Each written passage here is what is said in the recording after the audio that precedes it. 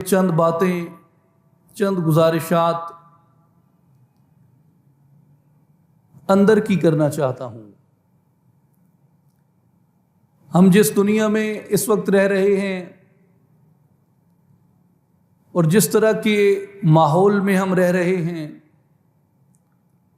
امہ کی سطح پہ، قومی سطح پہ ہمارے ماحول میں جو مایوسی ہے، غزہ کو دیکھ کے،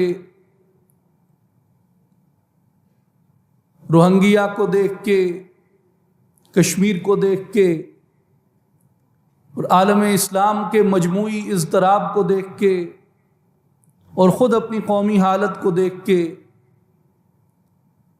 تو میرا خیال ہے کہ ہمیں اس گرد سے، اس غبار سے نکلنے کے لیے ایک یقین کی، امید کی ضرورت ہے، اور یقین اور امید انسان کے اندر سے پیدا ہوتے ہیں۔ اور جو اندر کی بات ہے، اندر کی دنیا ہے، وہ دل والوں کی دنیا ہے۔ اور اندر کی بات شروع ہوتی ہے خوف الہی سے، اللہ کی یاد سے، آخرت کے ذکر سے،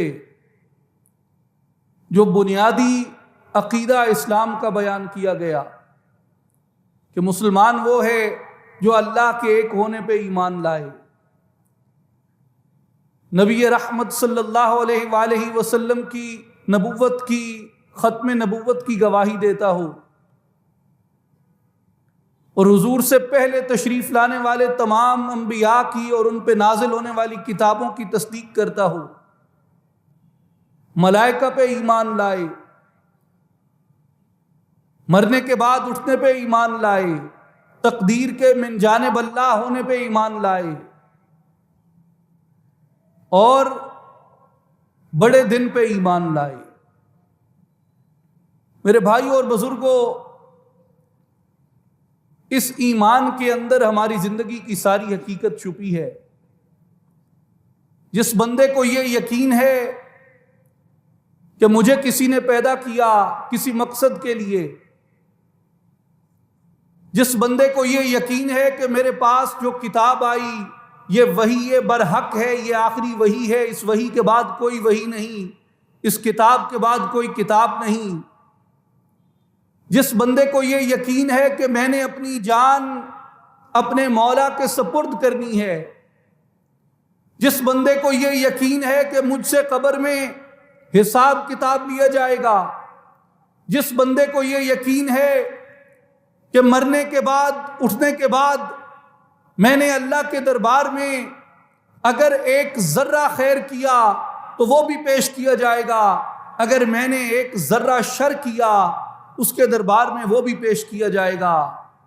میرے بھائیوں اور بزرگوں، حالات چاہے کیسے کٹھن ہوں، دنیا کیسی بری ہو جائے، ارد گرد کیسا گرد آلود ہو جائے، جس شخص کے سینے کے اندر ان باتوں پہ یقین کامل ہے وہ کبھی بھی امید اور یقین سے لڑکھڑا نہیں سکتا، اس کی قوت عمل کبھی متزلزل نہیں ہو سکتی۔ اسے یہ یقین ہے کہ میں نے مرنا ہے، اسے یہ یقین ہے مجھ سے پہلے اربوں انسان آئے، میرے بعد اربوں انسان آئیں گے، اور کوئی یہاں پہ رہنے کے لیے نہیں آیا، جو یہاں پہ آیا ہے یہاں سے جانے کے لیے آیا ہے۔ اسے یہ یقین ہوتا ہے کہ میں خالی ہاتھ آیا تھا، میں نے خالی ہاتھ جانا ہے۔ غالباً ابو سعید ابو الخیر رحمہ اللہ کی ایک ربائی ہے فارسی میں کہ بقبرستاں گزر کر دم کم و بیش، بدیدم قبر دولت مند و درویش، نہ درویش بے کفن در خاک رفتہ، نہ دولت مند برد از یک کفن بیش۔ وہ کہتے ہیں کہ میں نے ہزاروں مرتبہ قبرستان سے گزر کیا، قبرستان میں نے امیر کی قبر بھی دیکھی اور درویش کی قبر بھی دیکھی، دولت مند کی قبر بھی دیکھی اور گدا اور فقیر کی قبر بھی دیکھی۔ نہ درویش بے کفن در خاک رفتہ، میں نے نہیں دیکھا کہ کسی درویش کو، کسی غریب کو، مسکین کو بغیر کفن کے مٹی میں دفنایا گیا ہو۔ نہ دولت مند بردز یک کفن بیش، اور نہ ہی میں نے یہ دیکھا کہ دولت مند ایک کفن سے زیادہ اپنے ساتھ کچھ لے کے گیا۔ جو فقیر لے کے گیا وہی دولت مند لے کے گیا۔ میرے بھائیوں اور بزرگوں،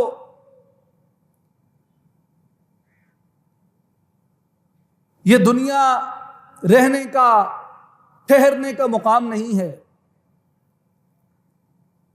یہ دنیا قیام کی، سکونت کی جگہ نہیں ہے۔ یہ تو آپ کے سفر کی ایک منزل ہے، آپ کے سفر کی راستے کا ایک حصہ ہے جس کو طے کر کے آپ گزر جاتے ہیں۔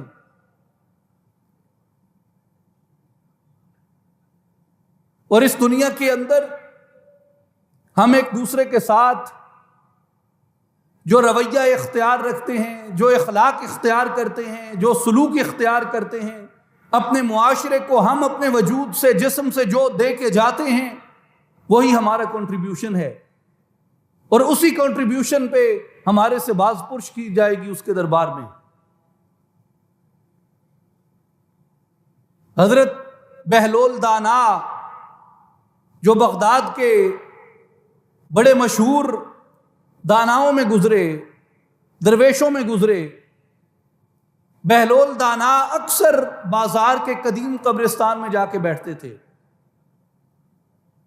جو سب سے بڑا تھا اس میں جا کے بیٹھتے تھے، اور لوگوں سے کہتے تھے کہ میرے سب سے اچھے دوست وہ قبرستان والے ہیں۔ لوگوں نے کہا کہ بہلول یہ کیسی بات ہے، قبرستان والوں سے تیری دوستی کیوں ہے؟ ان میں تو نے کیا اچھائی دیکھی کہ ان سے دوستی کر لی؟ تو بہلول دانا نے کہا اس کی وجہ یہ ہے کہ جب میں ان کے پاس آ کے بیٹھتا ہوں تو یہ میرے سامنے کسی کی غیبت نہیں کرتے، یہ میرے سامنے کسی کا گلہ نہیں کرتے، یہ میرے سامنے کسی پہ تہمت نہیں باندھتے، یہ میرے سامنے کسی پہ بہتان نہیں لگاتے، یہ میرے سامنے کسی پہ کیچڑ نہیں اچھالتے، اور جب میں یہاں سے چلا جاتا ہوں مجھے یہ یقین ہوتا ہے کہ میرے جانے کے بعد یہ میری بھی غیبت نہیں کریں گے، اس لیے مجھے قبرستان والے پسند ہیں۔ تو بزرگان دین نے یہ واقعہ لکھ کے فرمایا کہ لوگوں، اگر یہ چاہتے ہو اللہ کی زمین پہ بہلول جیسے بہترین لوگ تم سے محبت کریں، اگر یہ چاہتے ہو کہ بہلول جیسے دانا لوگ تم سے محبت کریں، اگر یہ چاہتے ہو کہ بہلول جیسے فقراء، درویش، اللہ کے بندے تم سے محبت کریں، اگر یہ چاہتے ہو کہ ہارون الرشید کی آنکھوں میں آنکھیں ڈال کے بات کرنے والے بہلول جیسے بے نیاز لوگ تم سے محبت کریں، اگر یہ چاہتے ہو کہ اللہ کا قرب رکھنے والے بہلول جیسے لوگ تم سے محبت کریں، تو زمین پہ قبرستان والوں کی طرح رہا کرو۔ قبرستان والے کیسے رہتے ہیں زمین پہ؟ کہ جب کوئی آتا ہے اس کے سامنے کسی کی غیبت نہیں کرتے، اور جب کوئی چلا جاتا ہے اس کی پشت کے پیچھے کسی کے سامنے اس کی غیبت نہیں کرتے۔ میرے بھائی اور بزرگوں،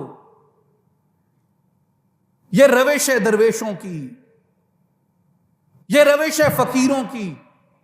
ہم کہتے ہیں درویش کی محفل، درویش کی محفل کی نشانی کیا ہے؟ فقیر کی محفل کی نشانی کیا ہے؟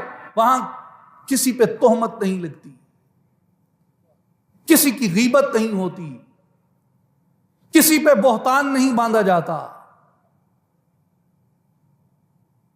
جو آیا ہے اسے بھی بسم اللہ کہا جاتا ہے. جب وہ اٹھ کے چلا جاتا ہے اس کی پشت کے پیچھے کسی کو گلا کرنے کی، غیبت کرنے کی اجازت نہیں ہوتی. میرے بھائیوں اور بزرگوں، اپنا جوہر کسی قابل بنانا چاہیے. اس طرح نہیں رہنا چاہیے کہ ہمارے وقت کا بہلول ہماری صحبت کو ترک کر دے. اس طرح نہیں رہنا چاہیے کہ ہمارے وقت کا بہلول ہمارے قریب آنے سے گریز کرے اور ہم سے وہ قبرستان کو ترجیح دے. میرے بھائیوں اور بزرگوں، یہ صرف بہلول کی بات نہیں ہے کہ کوئی یہ کہے کہ ایک واقعہ اٹھا کے انہوں نے معاشرے کی اتنی بڑی ایک اساس پہ ایک ایسا واقعہ رکھ دیا کہ جو شاید ہوا بھی ہو یا نہ ہوا ہو. قرآن مجید میں دیکھیں،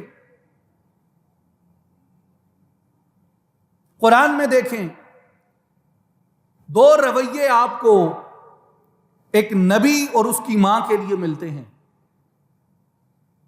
ایک رویہ جو زمین والوں کا تھا، جو لوگوں کا تھا، اور ایک رویہ جو اس نبی سے اور اس کی مبارک ماں سے اللہ کا تھا.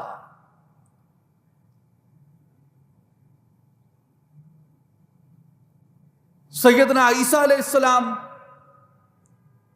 اور ان کی مقدس والدہ حضرت سیدہ مریم سلام اللہ علیہا، لوگوں نے انہیں کیسے ٹریٹ کیا اور اللہ پاک نے ان کو کیسے یاد کیا، اللہ نے ان کو کیسے متعارف کروایا. یہ آپ کو دونوں باتیں ڈیفائن کر دیتی ہیں کہ تم نے کدھر دل لگانا ہے، تمہاری عزت کس مقام پہ ہے. اگر دنیا کے سامنے جاؤ گے، لوگوں کے سامنے جاؤ گے، تو یہ دنیا تو وہ ہے، یہ لوگ تو وہ ہیں جنہوں نے مریم جیسی پاکیزہ بیوی کو نہیں بخشا، جنہوں نے عیسیٰ جیسی پاکیزہ روح کو نہیں بخشا. یہ لوگ تو وہ ہیں، دنیا تو وہ ہے، معاشرہ تو وہ ہے. قرآن مجید بیان کرتا ہے جب سیدہ مریم سلام اللہ علیہا اپنی گود میں حضرت عیسیٰ علیہ السلام کو اٹھائے ہوئے اپنی بستی میں آئیں تو لوگوں نے کیا کہا آپ کی گود میں بچہ دیکھ کے؟ کوئی گواہی نہیں لی، موقف نہیں پوچھا، تفصیل نہیں پوچھی، اعتبار نہیں کیا، مانا نہیں ہے. جو گند یہاں بھرا تھا وہ یہاں سے نکالا. اپنے کردار کی روشنی میں، اپنے اعمال کی روشنی میں مریم کے اعمال کو پرکھا، اپنی سوچ کی روشنی میں مریم کے کردار کو پرکھا، اور کیا کہا؟ یا اخت ہارون ما کان ابوک امرأ سوء وما کانت امک بغیہ. اے مریم تم نے کیا کیا؟ اے ہارون کی بہن، تیرا باپ تو برا آدمی نہیں تھا اور تیری ماں بھی بد کردار نہیں تھی، اور یہ بچہ تو کہاں سے اٹھا کے لے آئی ہے؟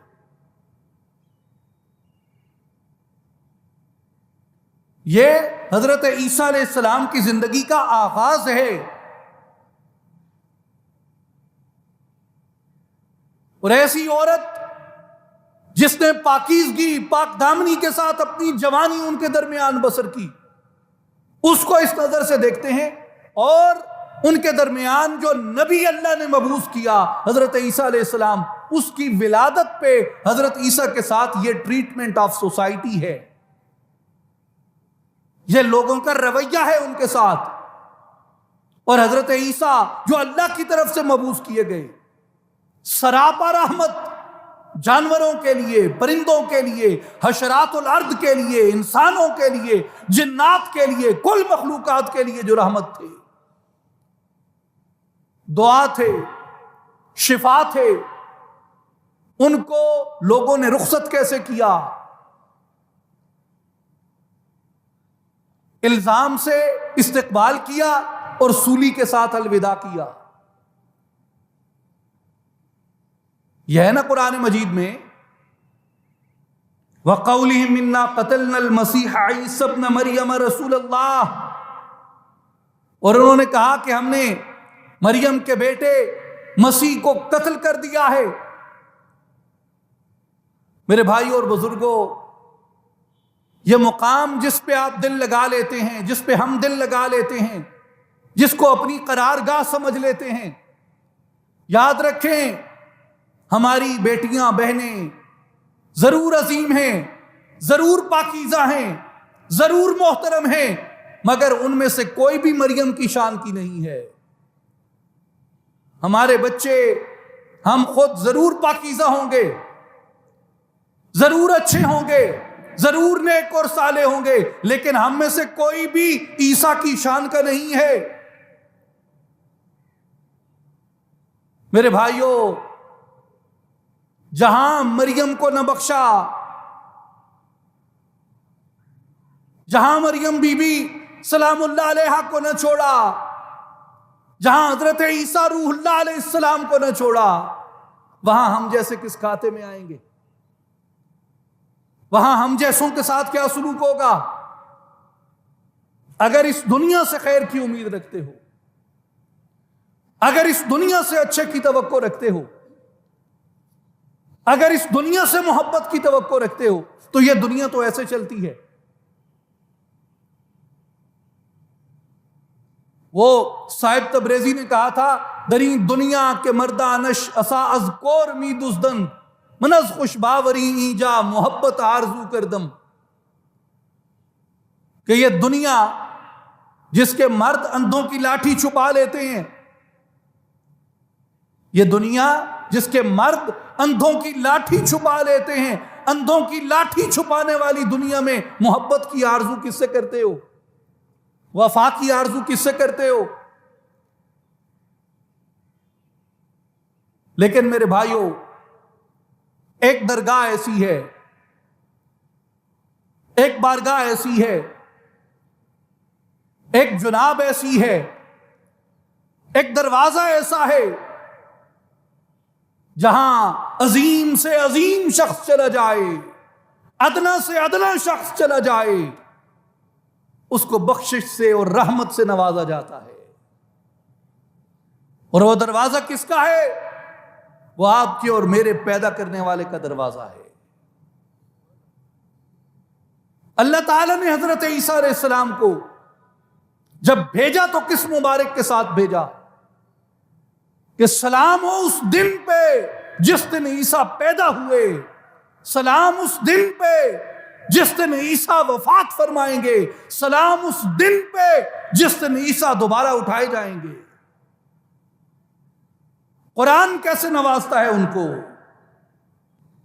اذ قالت الملائکۃ یا مریم ان اللہ یبشرک بکلمۃ منہ اسمہ المسیح عیسی ابن مریم وجیہا فی الدنیا والآخرہ ومن المقربین۔ ملائکہ نے حضرت مریم سلام اللہ علیہ کو آ کے کہا کہ بے شک اللہ تمہیں ایک کلمہ حق کی مبارک عطا کرتا ہے، بشارت دیتا ہے، جس کا نام مسیح ابن مریم ہوگا، اور اللہ نے اسے جلالت اور منزلت عطا کی، اس دنیا کے اندر بھی اور آخرت کے اندر بھی۔ اور اللہ تبارک و تعالی حضرت عیسیٰ علیہ السلام کے انجام کو کس طریقے سے بیان کرتا ہے؟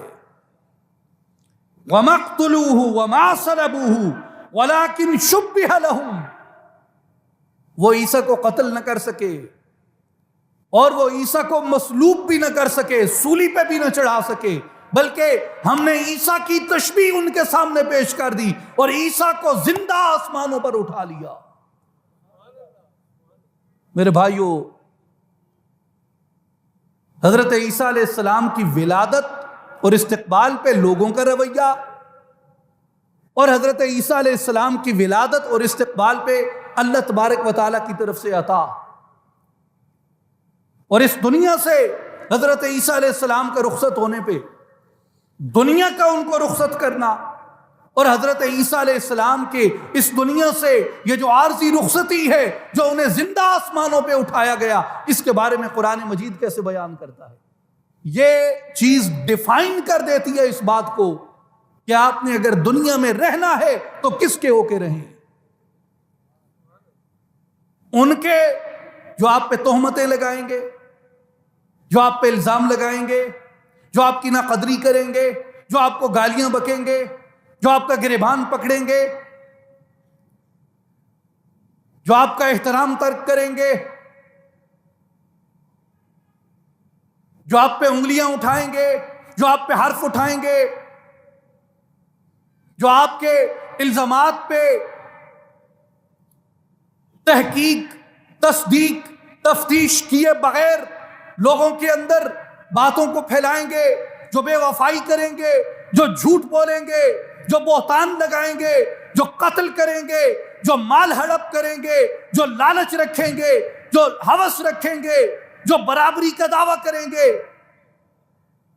جو سازش کریں گے، جو حسد کریں گے، جو برداشت نہیں کریں گے، ان کے ساتھ اپنا معاملہ رکھنا ہے تم نے، یا اپنے دل کو اس کے ساتھ لگا کے رکھنا ہے جو تم سے کوئی غرض نہیں رکھتا، جو تم سے کوئی لالچ نہیں رکھتا، جو تم سے حسد نہیں کرتا، جو تم پہ الزام نہیں لگاتا، جو تمہارے احترام میں، تمہاری عزت میں کمی نہیں کرتا، بلکہ جیسے جیسے تم اس کے بنتے جاتے ہو وہ تمہاری عزتوں کو بلند کرتا جاتا ہے، جو تم سے نفرت نہیں کرتا، جو تم سے نفرت نہیں کرتا، جو تم سے بغض نہیں رکھتا، جو 70 ماؤں سے بڑھ کے تمہارے اوپر مہربان ہے، جس نے تمہیں زندگی دی، جس نے تمہیں سانسیں دی، جس نے تمہیں نعمتیں دی، جس نے تمہیں رحمتیں دی، جس نے تمہیں برکتیں دی، جس نے تمہیں انعامات دیے، جس نے تمہیں دنیا دی، جس نے تمہیں آزاد دیے، جس نے تمہیں عقل دی، جس نے تمہیں شعور دیا، یہ سب کچھ تمہارے مانگے بغیر وہ تمہیں عطا کرتا ہے. طے کر لو اس دنیا میں کس کے ہو کے رہنا ہے، اس بے وفا دنیا کا ہو کے رہنا ہے یا اس محبت کرنے والے مالک کا ہو کے رہنا ہے. میرے بھائیوں اور بزرگوں، ایک مثال ناچیز نے اس کی عرض کی جو بہلول دانا نے کہا کہ دنیا کی محفلوں میں کیا ہے، ان کی محفل سے گورستان والوں کی محفل بہتر ہے کہ کم از کم تمہارے بیٹھے کسی کا گلہ نہیں ہوتا اور تمہارے اٹھ جانے پہ تمہارا گلہ نہیں ہوتا. میرے بھائیوں، اس لیے انسان کو ایک اندر کی روشنی چاہیے ہوتی ہے، اندر کا نور چاہیے ہوتا ہے، اندر کی سلامتی چاہیے ہوتی ہے، جس کے ساتھ وہ اپنا رابطہ اس دنیا کے اندر رہتے ہوئے اس مالک کے ساتھ استوار کر سکے. وہ جیسے علامہ اقبال رحمۃ اللہ علیہ نے کہا ہے نا کہ مانند سحر صحن گلستان میں قدم رکھ، مانند سحر صحن گلستان میں قدم رکھ، آئے تہ پا گوہر شبنم تو نہ ٹوٹے، ہو کوہ بیاباں سے ہم آغوش ولیکن ہاتھوں سے تیرے دامن افلاک نہ چھوٹے. صنوبر باغ میں آزاد بھی ہے، پا بگل بھی ہے، انہی آزادیوں سے، انہی پابندیوں سے حاصل آزادی کو تو کر لے. اس دنیا میں رہتے ہوئے اس عالم بالا سے کس طرح تم اپنا تعلق استوار رکھ سکتے ہو، یہ راستہ ڈھونڈو. ایک شخص تھا، اس نے ایک اللہ والے سے کہا، ایک فقیر سے، ایک صوفی سے کہا، کہتے ہیں یار یہ تم نے کیا رٹ لگا رکھی ہے، اندر کی دنیا، اندر کی دنیا، اندر کی دنیا.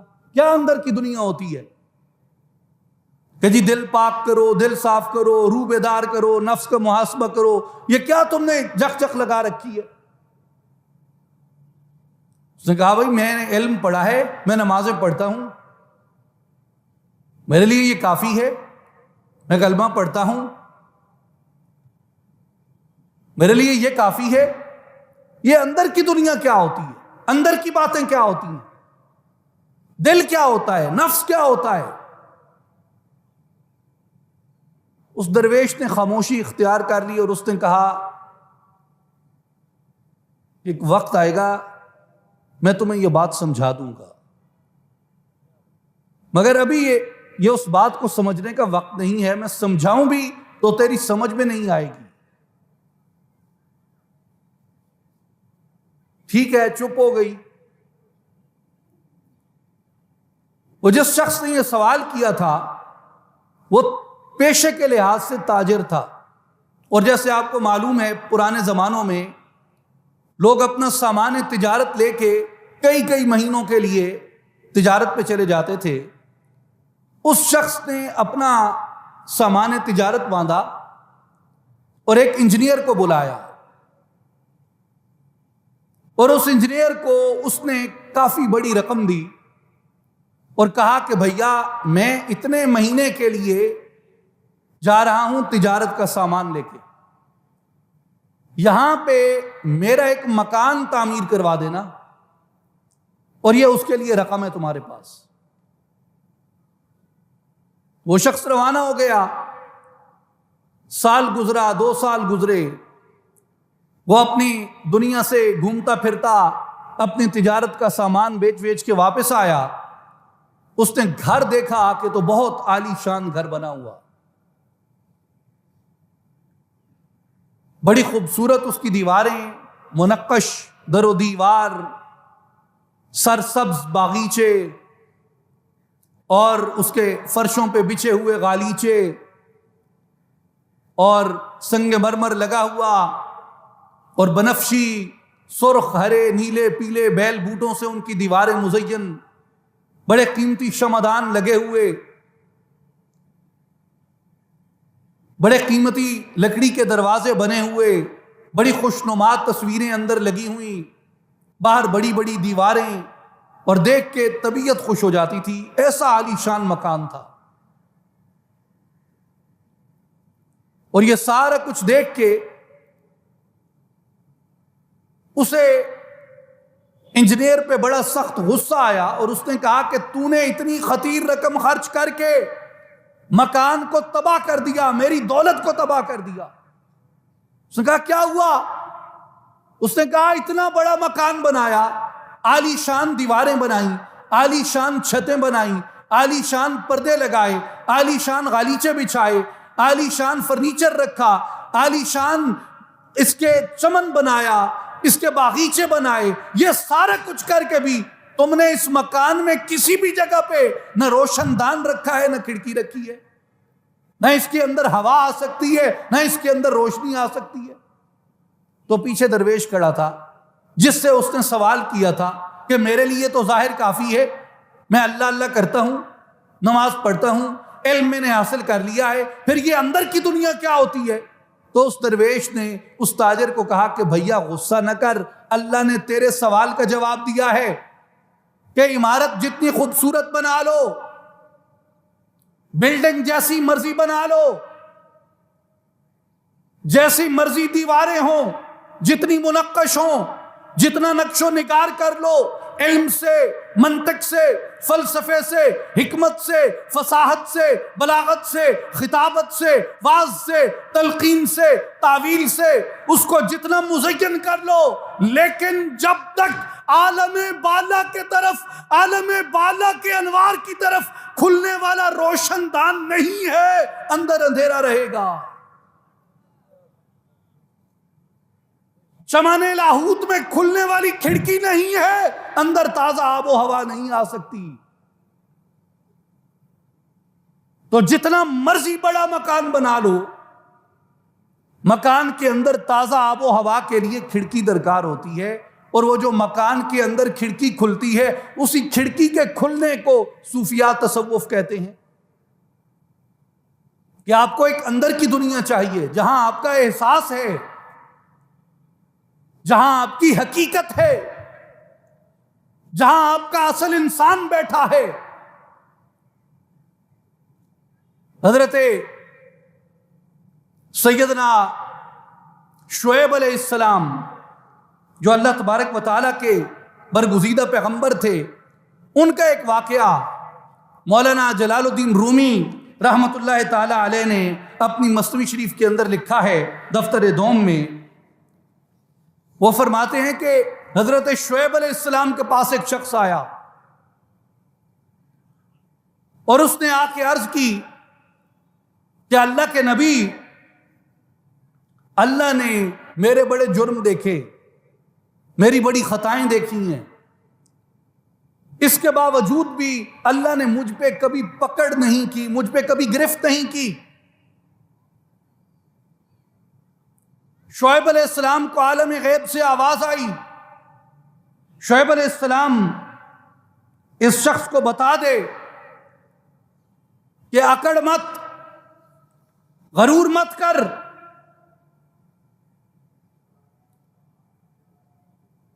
تیرے اوپر پکڑ ہوئی ہے مگر تجھے اپنی اس پکڑ کا، تیرے اوپر گرفت ہوئی ہے مگر تجھے اس گرفت کا احساس نہیں۔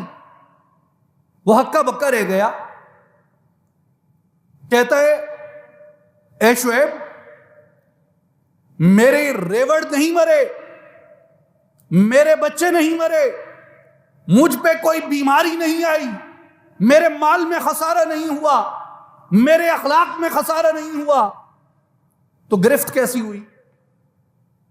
مجھ پہ کوئی آفت نہیں ٹوٹی، کسی نے زد و کوب نہیں کیا، تو میں کیسے مان لوں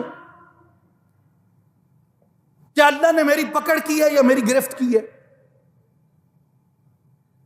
تو اس کا خیال تھا کہ گرفت کا یا پکڑ کا یہ مطلب ہوتا ہے کہ مال میں خسارہ آ جاتا ہے، پکڑ کا یا گرفت کا مطلب یہ ہوتا ہے کہ کوئی نقصان ہو جاتا ہے جان و مال کا، پکڑ یا گرفت یہ ہوتی ہے کہ صحت کم ہو جاتی ہے، پکڑ یا گرفت یہ ہوتی ہے کہ انسان کے بچوں پہ تکلیف آتی ہے، یہ اس کا گمان تھا۔ مگر اللہ نے حضرت شعیب علیہ السلام کو وحی کی، میرے شعیب اسے بتا دے کہ تیرے اوپر اللہ کی طرف سے گرفت ہے جس کا تجھے احساس نہیں ہے۔ اس نے کہا وہ گرفت کیا ہے، اس کی نشانی کیا ہے؟ تو مولانا روم فرماتے ہیں کہ اللہ تعالیٰ نے جو جواب دیا وحی کے اندر حضرت شعیب علیہ السلام کو، فرمایا کہ اسے بتا دو یک نشان آنکھ می گیرم ورا آنکھ طاعت دارد سومو دعا، اس پہ گرفت یہ ہے کہ مجھے پتا ہے یہ نماز پڑھتا ہے، یہ روزہ رکھتا ہے، یہ دعائیں کرتا ہے، وز نمازو از زکاتو غیر آن لیک یک ذرہ ندارت ذوق جاں۔ داؤد اسے، شعیب علیہ السلام اسے بتا دو کہ تم نمازیں پڑھتے ہو، تم روزے رکھتے ہو، تم دعائیں مانگتے ہو، تم یہ ساری عبادات کرتے ہو، مگر تیرے دل کو ہم نے لذت سجدہ سے محروم کر رکھا ہے۔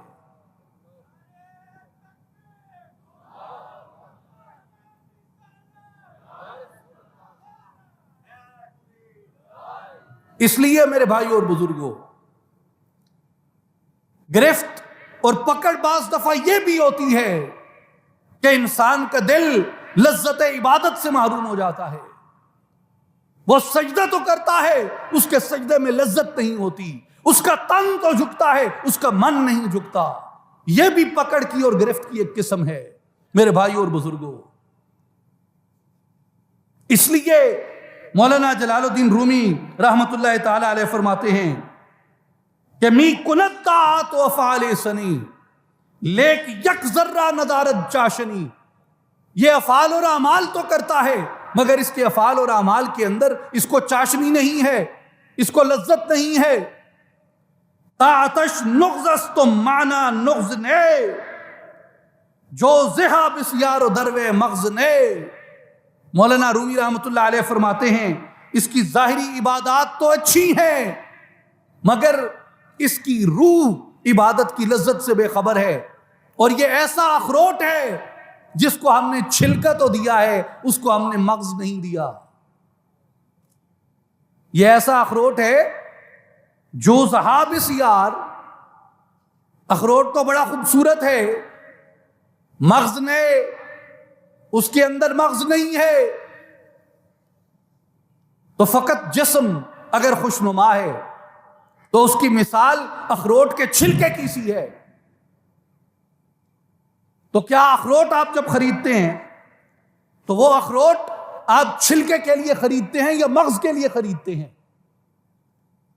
یعنی ایک شخص آپ کو کہے کہ بھائی فلاں دکان پہ 1000 روپے 2000 روپے کا کلو بک رہا ہے اخروٹ، میں آپ کو 300 میں دیتا ہوں، مگر فرق صرف یہ ہے کہ میرے اخروٹ کا صرف چھلکا ہے، اس میں مغز نہیں ہے، تو بھلے آپ کو سستا ملے، کیا آپ خریدیں گے؟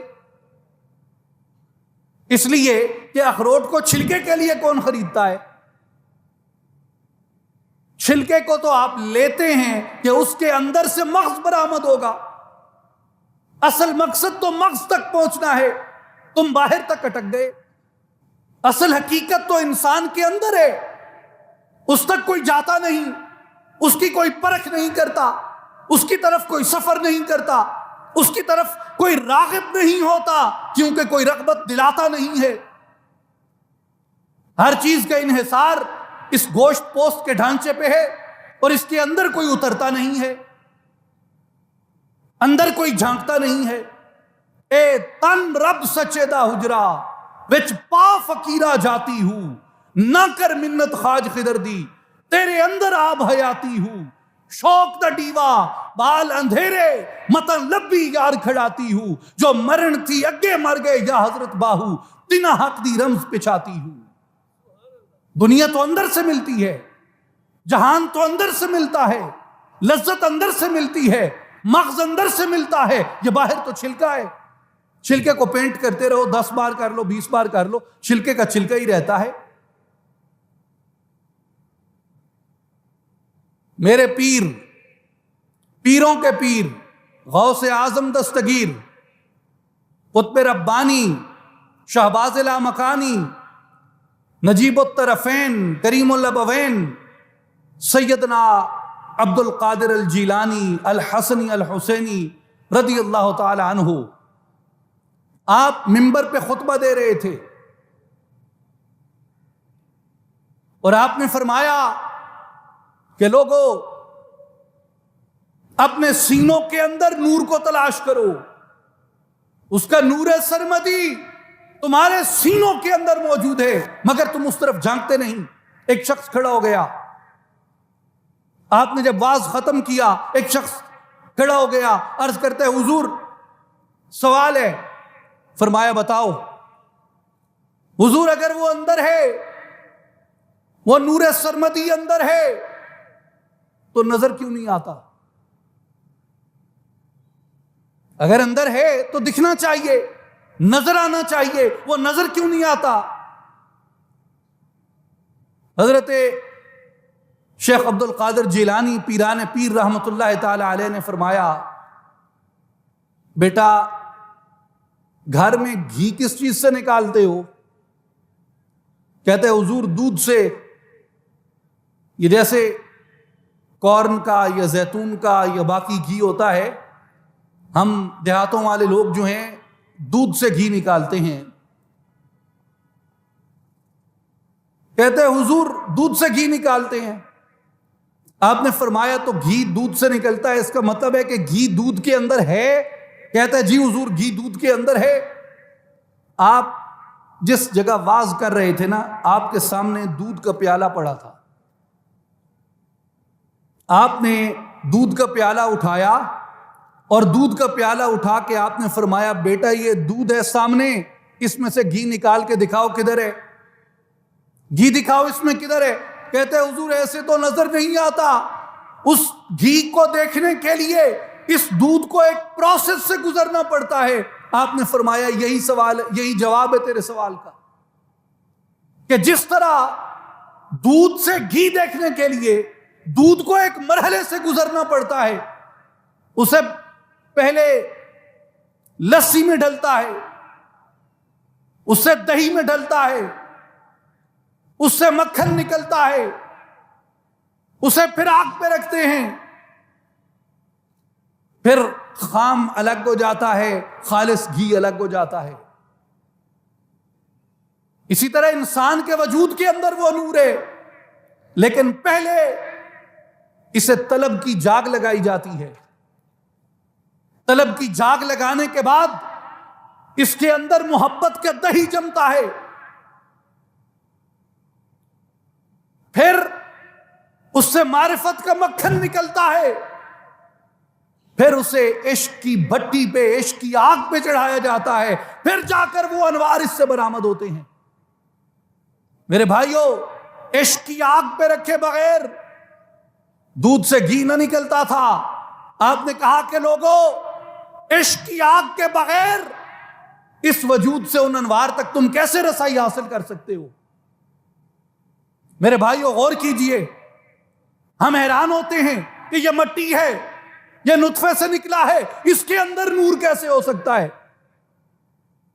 یہ آپ جدھر بیٹھے ہیں، آپ کے پاؤں میں زمین ہے، مٹی ہے، اس کی کھدائی شروع کریں، 50 میٹر 60 میٹر 100 میٹر تک جائیں، 200 میٹر تک جائیں، یہ زمین پانی پہ قائم ہے. اس زمین کی مٹی کی تہوں کے اندر سے صاف اور شفاف پانی نکلتا ہے. نکلتا ہے نا؟ تو کبھی حیرت کی کہ پانی کی زمین کی تہوں میں مٹی ہے، مٹی ہے، مٹی کے اندر سے شفاف پانی کیسے نکل آیا؟ اولیاء فرماتے ہیں کہ لوگوں، اگر کنواں کھود کے اپنے لیے پانی برآمد کرتے ہو کہ ہمیں یہ غذا چاہیے، ہمیں یہ خوراک چاہیے، ہمیں یہ صاف ستھری اجلی صحت بخش نعمت چاہیے، کہا جتنی محنت تم کنواں کھودنے پہ لگاتے ہو، خدا کے بندو اتنی ہی محنت اگر اپنے اس وجود کی مٹی پہ کر لو، اس کے اندر بھی اللہ نے اپنے انوار کا پانی بہا دیا ہے.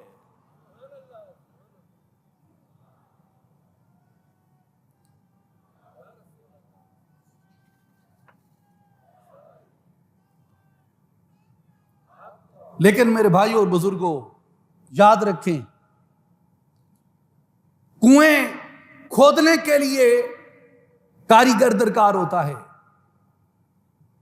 استاد درکار ہوتا ہے، مستری درکار ہوتا ہے. جب زمین کی مٹی کھودیں گے، زمین کی مٹی کھودنے کے لیے بھی ایک کاریگر درکار ہوتا ہے. اس کاریگر کو قرآن مجید میں بھی اور احادیث مبارکہ میں بھی مرشد کہا گیا.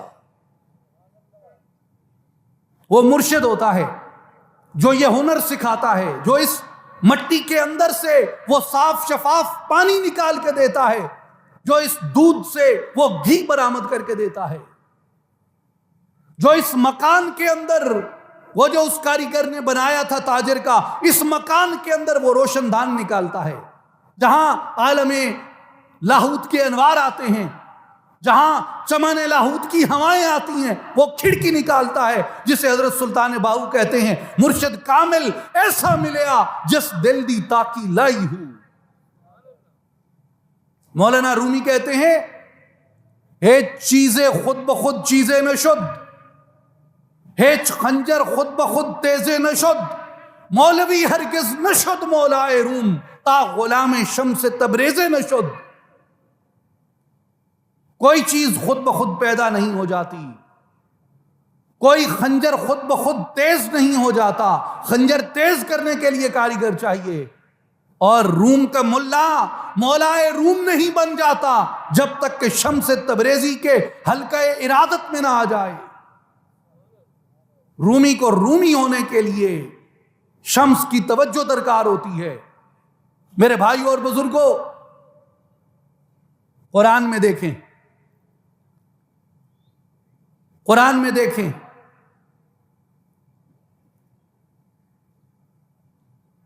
کیا مادرزاد اندھوں کو آنکھوں پہ ہاتھ لگا کے شفا دی جا سکتی ہے؟ لیکن قرآن بتاتا ہے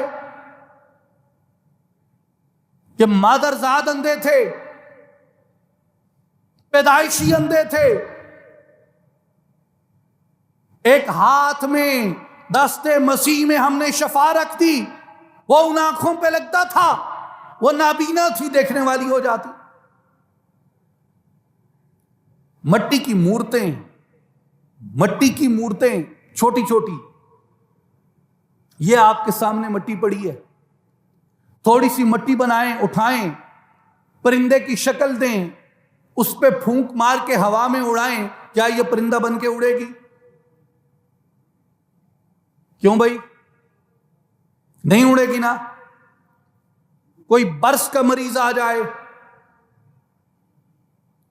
ڈاکٹر ناکام ہو گئے، میڈیکل ٹھیک نہ کر سکے اسے، اور کہے کوئی کہ ہاتھ لگانے سے یہ برس کا مرض ٹھیک ہو گیا،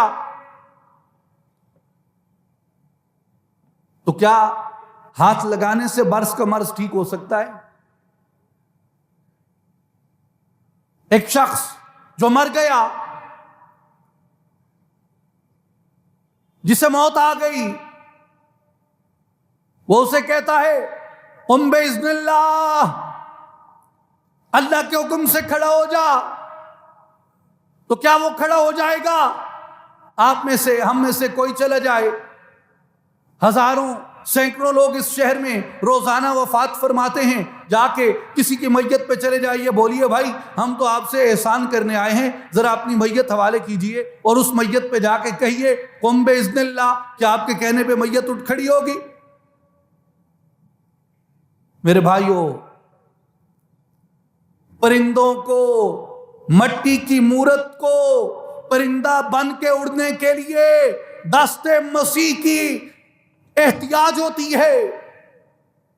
مادرزاد آنکھوں کو بینا ہونے کے لیے دست مسیح کی احتیاج ہوتی ہے۔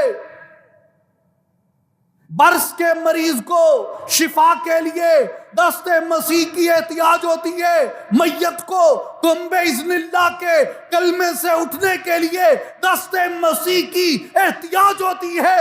اولیاء کہتے ہیں کہ لوگوں، اس دنیا کے اندر تمہارا جو جسم ہے یہ مٹی کی مورت ہوتا ہے، لیکن جب اسے کسی کامل کا ہاتھ نصیب ہو جاتا ہے، یہ لاہوت کے فلک میں پرواز کرنے لگتا ہے۔ تمہارے دل جو وہ انوار نہیں دیکھ سکتے، پیدائشی اندھے ہوتے ہیں ان انوار سے، ان تجلیات سے، جمال الہی سے، اس کے انوار قرب سے، اس کے انوار معرفت سے تمہارے دل حجاب کے اندر ہوتے ہیں۔ لیکن جب تم اپنے مسیح کے ہاتھوں میں جاتے ہو، مرشد کامل کے ہاتھوں میں جاتے ہو، وہ تمہارے دل پہ جب توجہ کرتا ہے، تمہاری وہ مادرزاد آنکھیں جو اندھی ہوتی ہیں وہ اس کے جمال کا مشاہدہ کرنے لگ جاتی ہیں۔ برس کا مرض جب لگ جائے تو جسم پہ سفیدیوں کے نشان پڑ جاتے ہیں، لوگ کراہت کرتے ہیں۔ کہا جب نفس میں آلائشیں بڑھ جاتی ہیں تو کسی ایسے مسیحا کو تلاش کرو جس کی صحبت کا فیض تمہارے لیے لمس دست مسیحا بن جائے اور تمہارے اندر کے برس کو ختم کر دے، اور تمہارا دل جو غفلت سے مر جاتا ہے، دل مردہ ہو جاتا ہے، دل مردہ دل نہیں ہے، اسے زندہ کر دوبارہ کہ یہی ہے امتوں کے مرض کہن کا چارہ۔ دل بیدار فاروقی، دل بیدار کراری، مسح آدم کے حق میں کیمیا ہے دل کی بیداری۔ دل بیدار پیدا کر کہ دل خوابیدہ ہے جب تک، نہ تیری ضرب ہے کاری نہ میری ضرب ہے کاری۔ دل کو زندہ کرو۔ دل جب مردہ ہو جاتا ہے تو وہ اٹھ سکتا ہے، مگر تیرے دل کو مردگی سے زندگی چاہیے، تو اس کے لیے کسی مسیحا کی انگلی کا تلاش کرو، اس کی انگلی کا اشارہ تمہارے مردہ دل کو زندہ کر دے گا۔ میرے بھائیوں اور بزرگوں، میرے دوستوں اور ساتھیوں، اب آپ غور کیجئے، انسان حیران ہوتا ہے، جسے قرآن مجید نے بیان کیا کہ انی اخلق لکم من الطین کہیئۃ الطیر، وہ کہتا ہے مسیح کہ مٹی کی مورت بناتا ہوں، ہیئت الطیر، جس کی حیت پرندے جیسی ہوتی ہے، فانفخ فیہ، اور اس میں صرف ایک پھونک مارتا ہوں، اس میں ایک پھونک مارتا ہوں، مٹی کی مورت ہے، پھونک ماری، فیکون طیرا، وہ پرواز کرنے لگ جاتی ہے، پرندہ بن جاتی ہے۔ یار ایک منٹ کے لیے رکیے، ایک تھوڑا سا غور کیجئے، پرندے کو اڑنے کے لیے کیا کیا چاہیے؟ پر چاہیے، پروں کے اندر نسیں چاہیے، مسل چاہیے، ہڈیاں چاہیے، روح چاہیے، جان چاہیے، اڑنے کے لیے وجود میں خون چاہیے، انرجی چاہیے، اور وہ ساری کیمسٹری، بایولوجی چاہیے جس کے ساتھ وہ پرندہ اڑنے کے قابل ہو سکتا ہے۔ وہ مٹی کی مورت ہے۔ عمل کیا کیا عیسیٰ علیہ السلام نے؟ محض اتنا عمل کیا کہ فَأَنفُخُ، پھونک ماری۔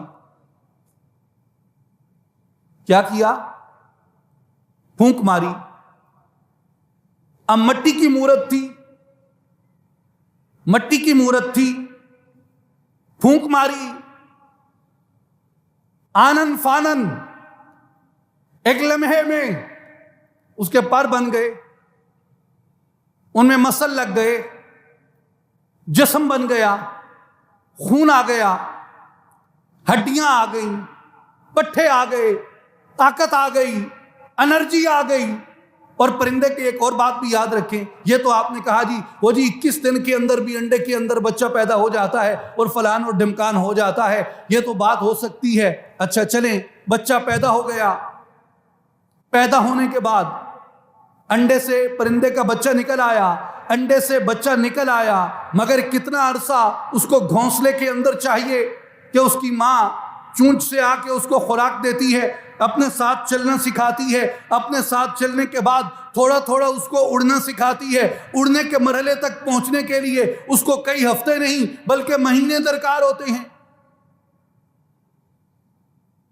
اب عیسیٰ علیہ السلام نے تو مٹی کی مورت بنائی تھی، مٹی کی مورت بنا کے اس میں پھونک ماری تھی، اس میں خون بھی آ گیا، پٹھے بھی بن گئے، ہڈیاں بھی بن گئیں، گوشت بھی بن گیا، خون بھی آ گیا، سانسیں بھی آ گئیں، دھڑکنیں بھی آ گئیں، اور اس نے بغیر کسی کے سکھائے اڑنے کا ہنر بھی سیکھ لیا۔ فَيَكُونُ طَيْرًا، وہ اڑتا بھی ہے۔ تو میرے بھائی اور بزرگوں، اس لیے بندہ جب کسی کامل کی نگاہ میں آتا ہے تو وہ کامل آپ کو یہ بتاتا ہے کہ زِ ابتدا تا انتہا یکدم برم، اس کے لیے تاخیر نہیں چاہیے۔ طوفانوں کے رخ پھر جاتے ہیں جب ان کی عنایت ہوتی ہے۔ وہ مٹی کی مورت سے پرندہ بن جاتا ہے، وہ کچھ نہ کر سکنے سے، کچھ نہ ہونے سے وہ ایک وجود بن جاتا ہے، وجود میں آ جاتا ہے۔ کس سے؟ دم مسیحا سے۔ تو میرے بھائی اور بزرگوں، اس لیے علامہ اقبال رحمۃ اللہ علیہ فرماتے ہیں، جلا سکتی ہے شمع کشت کو موجے نفس جس کی۔ الہی کیا بھرا ہے اہل دل کے سینوں میں کہ شمع بجھ جائے، اہل نظر ایک توجہ کرتے ہیں، بجھی شمع روشن ہو جاتی ہیں ان کی ایک پھونک سے۔ مولا یہ اہل دل کے سینوں کو تو نے کیا عطا کر رکھا ہے؟ میرے بھائی اور بزرگوں، اس لیے اولیاء اللہ فرماتے ہیں کہ اگر اس کے انوار کے معرفت کے آسمانوں میں پرواز چاہتے ہو تو ظاہر کے ساتھ اپنے باطن کی طرف متوجہ ہو جاؤ، ظاہر کے ساتھ اپنے باطن کی طرف توجہ کرو۔ جس طرح اپنے ظاہر پہ محنت کرتے ہو اس طرح اپنے باطن پہ محنت کرو۔ دل جب تک خوابیدہ ہے نہ تیری ضرب کاری ہو سکتی ہے نہ میری ضرب کاری ہو سکتی ہے، تو دل کو بیدار کرنا ہے۔ دل بیدار کس سے ہوتا ہے؟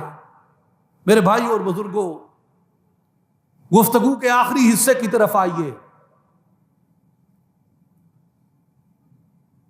گفتگو کا آخری حصہ قرآن مجید میں حضرت عزیر علیہ السلام کا واقعہ ہے۔ آپ سبھی جانتے ہیں اللہ جل شانہ نے حضرت عزیر علیہ السلام کے بارے میں بیان فرمایا، او کالذی مر علی قریۃ وہی خاویۃ علی عروشها قال انا یحیی ہذہ اللہ بعد موتها۔ وہ ایک بستی سے گزرے جس کی چھتیں گری پڑی تھیں، تباہ شدہ بستی تھی۔ عزیر علیہ السلام نے دیکھا اور کہا کہ کیا یہ دوبارہ اٹھ کھڑی ہوگی؟ یہ لوگ جو اس کے نیچے مردہ پڑے ہیں، کیا یہ لوگ دوبارہ زندہ کیے جائیں گے؟ کیونکہ ایمان کا تقاضا ہے نا اس شرط کو ماننا کہ مرنے کے بعد دوبارہ اٹھائے جاؤ گے۔ فرمایا کہ کیا یہ لوگ دوبارہ اٹھیں گے؟ یہ لوگ دوبارہ زندہ کیے جائیں گے؟ تو یہ کیسے اس کے دربار میں جائیں گے؟ جیسے یہ سوال آیا ان کے ذہن میں، قرآن مجید بیان فرماتا ہے فَأَمَاتَهُ اللَّهُ مِئَةَ عَامٍ،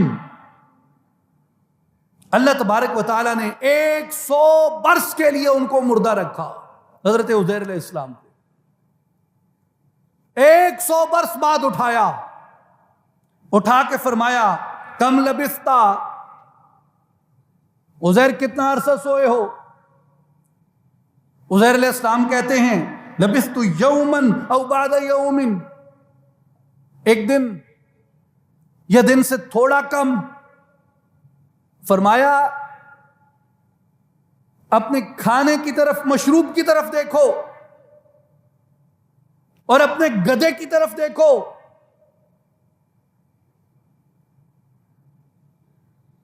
مشروب کی طرف دیکھا تو وہ ٹھیک تھا، گدھے کی طرف دیکھا تو وہ گدھا مردہ حالت میں پڑا تھا۔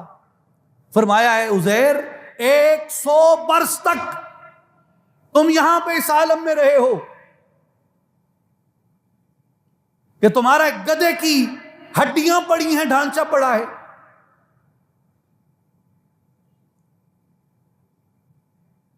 اور پھر فرمایا کہ اب دیکھو کیف ننشزها ثم نکسوها لحما، اب دیکھو کہ کیسے ہڈیوں کے اس ڈھانچے کے اوپر گوشت چڑھایا جاتا ہے اور کس طریقے سے یہ مردہ گدھا دوبارہ زندہ ہو کے کھڑا جائے گا۔ فلما تبین لہ، جب یہ سب کچھ واضح ہو گیا حضرت عزیر علیہ السلام پہ، پھر فرماتے ہیں قال اعلم ان اللہ علی کل شیء قدیر، کہا آپ نے جان گیا اس مشاہدے کے ساتھ کہ میرا اللہ ہر چیز کے اوپر قادر ہے، علی کل شیء قدیر، ہر چیز پہ قدرت رکھتا ہے۔ میرے بھائی اور بزرگوں غور کیجئے، عزیر علیہ السلام نے سوال کیا کہ یہ کیسے اٹھیں گے؟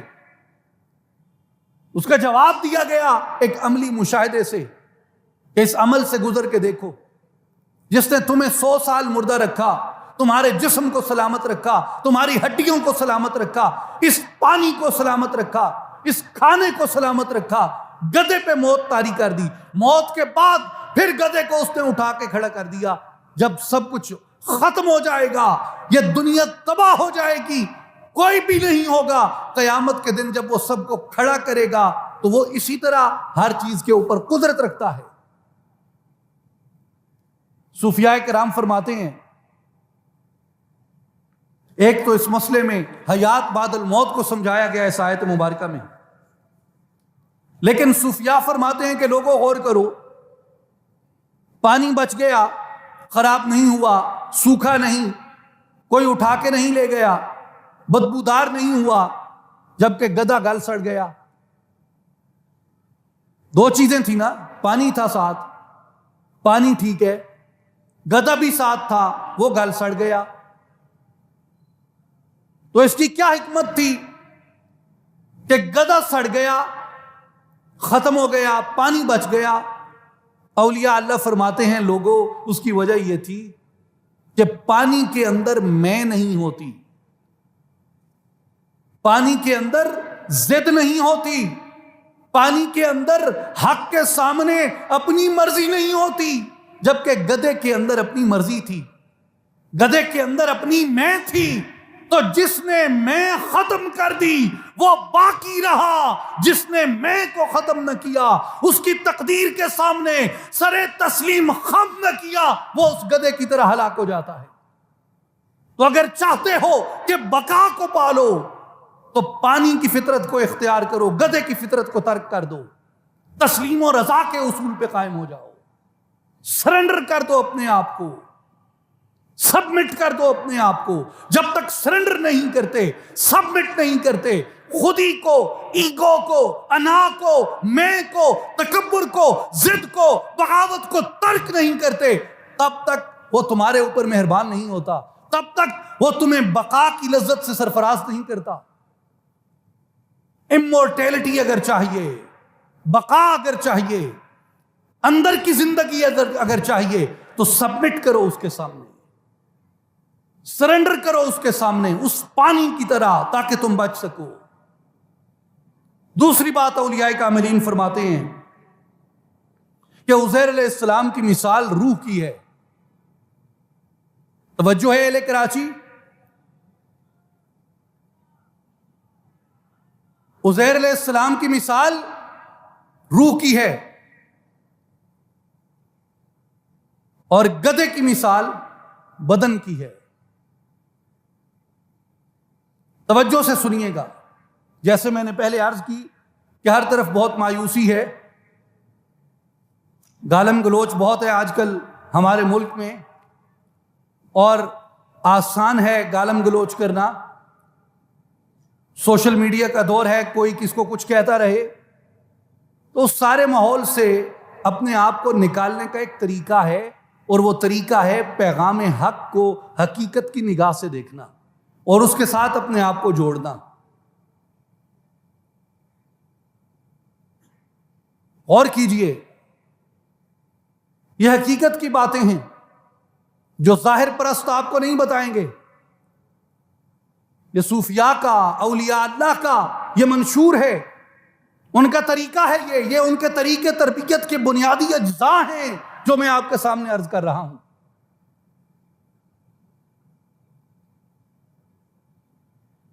عزیر علیہ السلام کی مثال روح کی ہے،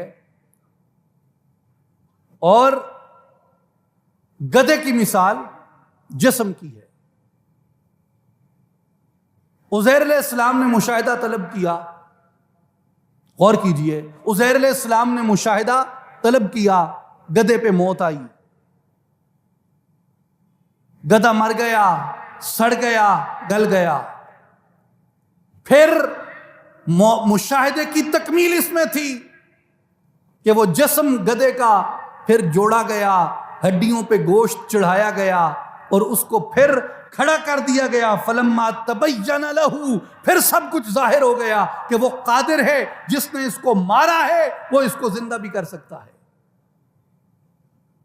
جب روح مشاہدہ طلب کرتی ہے، عزیر روح ہیں، روح نے مشاہدہ طلب کیا، گدھے پہ موت آئی، جسم گدھا ہے۔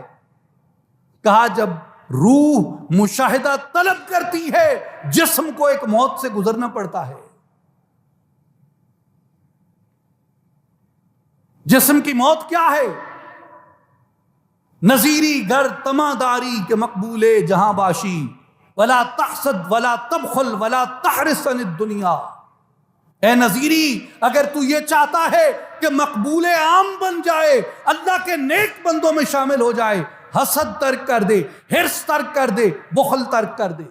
اس جسم کی موت کیا ہے؟ تکبر کو چھوڑنا، اس جسم کی موت کیا ہے؟ حسد کو چھوڑنا۔ اس جسم کی موت کیا ہے؟ اشتہا کو، شہوت کو ترک کرنا۔ اس جسم کی موت کیا ہے؟ وہ افعال ترک کرنا جن سے یہ جسم لذت حاصل کرتا ہے۔ لذتوں کی بجائے حقیقت کے پیچھے جاؤ، اس جسم پہ موت آتی ہے۔ اس لیے کہ عزیر کے مشاہدے کے لیے، روح کے مشاہدے کے لیے گدھے کو موت کے عالم سے گزرنا پڑتا ہے، اور جب تک یہ موت سے نہیں گزرتا اس وقت تک روح کو وہ مشاہدہ اور حقیقت نصیب نہیں ہوتی۔ مولانا جلال الدین رومی رحمۃ اللہ علیہ یہی فرماتے ہیں مثنوی شریف دفتر اول میں۔ وہ کہتے ہیں بیٹا، جسم کے اندر تیر لگ جائے، جو اس کی باہر کی چھڑی ہے وہ نکل جائے، لیکن جو پیکان ہے، اس کا لوہا ہے، وہ اندر رہ جائے، تو اسے کیسے نکالے گا طبیب؟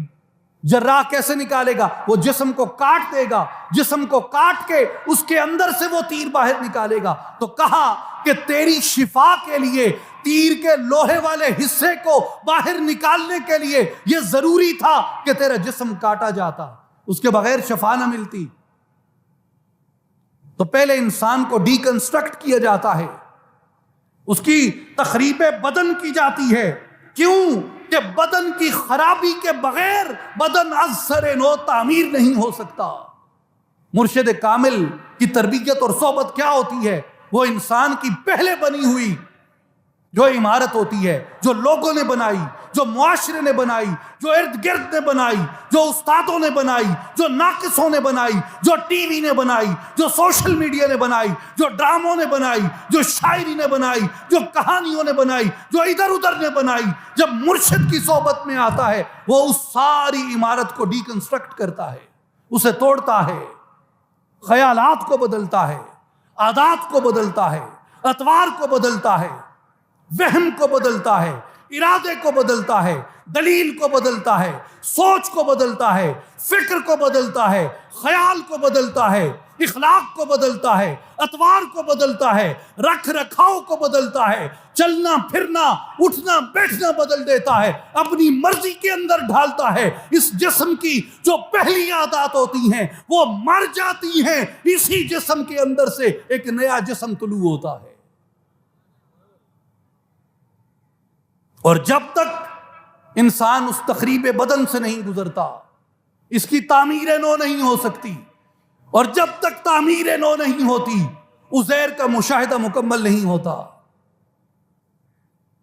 عزیر نے یہ کہنا ہے جب کہ میرے لیے حق ظاہر ہو گیا اور واضح ہو گیا، اور بے شک میرا مالک سب چیزوں پہ قادر ہے، یہ کہنے کے لیے عزیر کو یہ مشاہدہ مکمل کرنا ہے۔ اس لیے میرے بھائی اور بزرگوں، بعض صوفیاء نے ایک مثال، آخری بات میں عرض کر رہا ہوں، بعض صوفیاء نے ایک مثال حضرت عیسیٰ اور ان کے گدھے سے بھی دی۔ مثال کے طور پہ مولانا رومی رحمۃ اللہ علیہ فرماتے ہیں کہ جس طرح عزیر علیہ السلام روح ہیں، گدھا جسم ہے، حضرت عیسیٰ کے گدھے والے واقعے میں بھی وہ کہتے ہیں کہ حضرت عیسیٰ علیہ السلام روح ہیں اور گدھا جسم ہے، اور تو کیسا عجیب شخص ہے کہ تو عیسیٰ کو راحت پہنچانے کی بجائے گدھے کو راحت پہنچا رہا ہے۔ کچھ سمجھ آئی کراچی والو؟ عیسیٰ روح ہے، تجھے چاہیے کہ عیسیٰ کو راحت پہنچا۔ بدن گدھا ہے، تو عیسیٰ کی فکر نہیں کرتا، گدھے کے پیچھے لگا ہوا ہے۔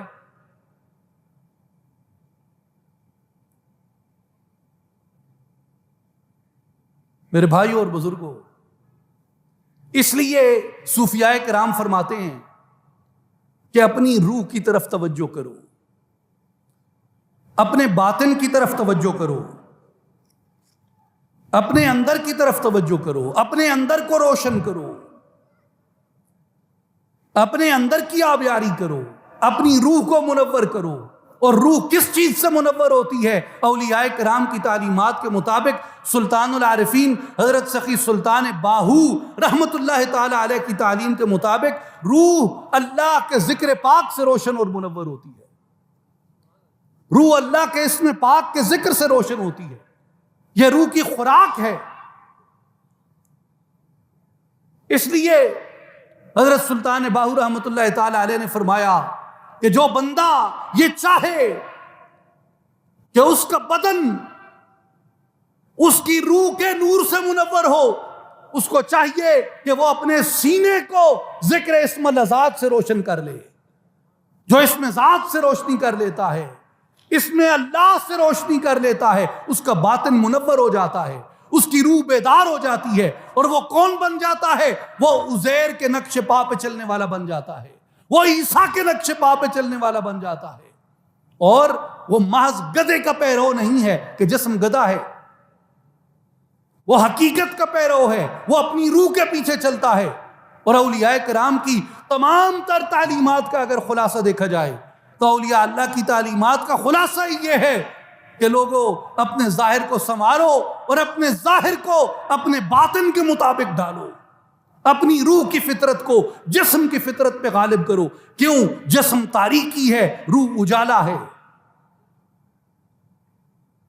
جسم کثیف ہے، روح لطیف ہے، جسم سفلی ہے، روح علوی ہے، جسم مادی ہے، روح روحانی ہے، جسم میں مٹی ہے، روح میں نور ہے، جسم دنیا کے قریب ہے، روح اللہ کے قریب ہے۔ اس لیے لوگوں آؤ اپنی روحوں کو بیدار کرو، اور روح کس سے بیدار ہوتی ہے؟ روح ذکر اسم اعظم سے بیدار ہوتی ہے، روح اللہ کے ذکر سے بیدار ہوتی ہے۔ اصلاحی جماعت کی کیا دعوت ہے؟ عالمی تنظیم العارفین کی کیا دعوت ہے؟ تمام اولیاء کی، صالحین کی کیا دعوت ہے؟ بالخصوص حضرت سخی سلطان باہو رحمۃ اللہ علیہ کی، غوث اعظم سیدنا شیخ عبد القادر جیلانی رضی اللہ تعالیٰ عنہ کی کیا دعوت ہے؟ ان کی دعوت ہے اللہ کا ذکر۔ کیوں؟ کہ یہ آپ کی روح کو بیدار کرتا ہے، یہ آپ کی روح کو کنیکٹ کرتا ہے، اور اس کے اختیار کرنے سے تمہارا جسم ڈی کنسٹرکٹ ہوتا ہے، بری عادتیں ختم ہوتی ہیں، اور ان کی جگہ تمہارے اندر اخلاق مصطفی لے لیتا ہے، سرنڈر پیدا ہو جاتا ہے، اس پانی کی خصلت پیدا ہو جاتی ہے جو محفوظ رہا اس لیے کہ اس میں ضد نہیں تھی، اور جو گدھے کی خصلت ہے تکبر اور ضد، وہ اندر سے ختم ہو جاتی ہے۔ اور اس کا طریقہ کیا ہے؟ اس کا طریقہ ہے اللہ کا ذکر کرنا کثرت کے ساتھ۔ میرے بھائیوں اور بزرگوں، اس ساری گفتگو کا جو لب لباب ہے، بہلول دانا سے بات شروع ہوئی کہ ایسے لوگوں سے دوستی کرو جن میں تم محفوظ ہو اور جن میں دوسرے لوگ محفوظ ہیں، جہاں غیبت نہیں، گلہ نہیں، بہتان نہیں، الزام نہیں، گالی نہیں، تانا نہیں۔ میرے بھائیوں اور بزرگوں، وہ بہلول کی مجلس ہے، وہ روحانیوں کی مجلس ہے، اور وہ اخلاق کیسے اندر آتا ہے؟ وہ اخلاق اندر آتا ہے جب انسان کثرت کے ساتھ اللہ کا ذکر کرتا ہے، کثرت کے ساتھ اللہ پاک کو یاد کرتا ہے، کثرت کے ساتھ اپنے سینے کو اس ریگ مال کے ساتھ مجلا کرتا رہتا ہے۔ پرانے لوگ تھے نا، وہ آئینے کیسے بناتے تھے؟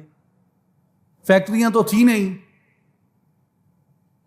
تو وہ پتھر لیتے تھے اور ایک پتھر کو دوسرے پتھر سے رگڑتے رہتے تھے، اتنا رگڑتے تھے کہ وہ پتھر مجلا ہو جاتا تھا، یہاں تک کہ اس میں اپنی شکل نظر آنے لگتی۔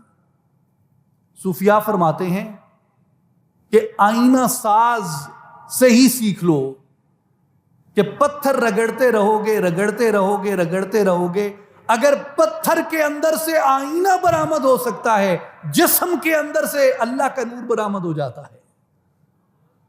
اس لیے کہا قلب المومن مرۃ الرحمن، مومن کا دل اللہ کا شیشہ ہے، اس کو اللہ کے ذکر سے رگڑتے رہو گے، اس دل سے اس کے انوار بیدار ہو جائیں گے، اس دل کے اندر اس کے انوار روشن ہو جائیں گے۔ جب اس کے انوار روشن ہو جاتے ہیں، اخلاق ان کے مطابق ڈھل جاتا ہے، عمل ان کے مطابق ڈھل جاتا ہے، کردار اس کے مطابق ڈھل جاتا ہے۔ اللہ تعالی ہم سب کو عمل کی توفیق عطا فرمائے۔ ان اللہ و ملائکتہ یصلون علی النبی یا ایھا الذین آمنوا صلوا علیہ وسلموا تسلیما اللہم صل علی سیدنا و مولانا محمد وعلی آل محمد وبارک وسلم وآخر دعوانا ان الحمد للہ رب العالمین۔